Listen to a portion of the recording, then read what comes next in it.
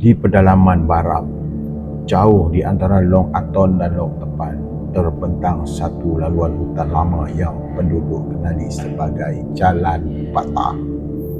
Sebuah jalan balak sunyi yang pernah meragut banyak nyawa, dan menurut pemandu tempatan, ada sesuatu yang masih menunggu di situ setiap malam. Tahun 2003, seorang pemandu lori balak yang bernama Melai dalam perjalanan pulang seorang diri selepas menghantar muatan. Jam menunjukkan pukul 1 pagi. Hanya bunyi enjin dan cengkerik yang menemani malamnya. Tapi sebaik lori melintas lekoh paling sempit di Jalan Patah, lampu hadapan tiba-tiba berkelip, kemudian malap. Dalam samar cahaya itu, Melai nampak seseorang berdiri di tengah jalan. Seseorang lelaki yang tinggi, kurus dan berbaju putih lusuh, dan kepalanya dibalut kain kotor.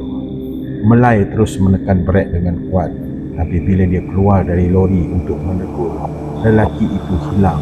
Yang tinggal hanya bau busuk seperti bangkai basah dan lumpur yang berpul. Dia cepat-cepat masuk semula ke kabin dan meneruskan perjalanan. Tapi dalam cermin sisi, Melai ternampak sesuatu yang membuatkan darahnya putih. Bayang lelaki yang sama berlari di tepi lori, seiring dengan kelajuan kenderaan yang dipandunya atas jalan berbatu.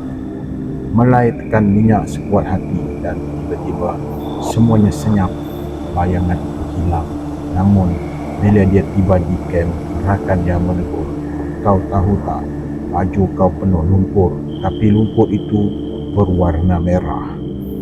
Jadi sejak malam itu, pemandu balak yang melalui Jalan Patah akan membunyikan hon 3 kali sebelum masuk selekoh tersebut.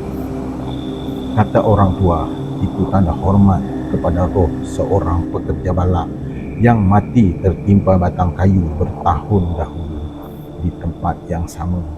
Dan setiap kali ada yang lupa memberi salam hon itu, pasti ada sesuatu yang berlaku.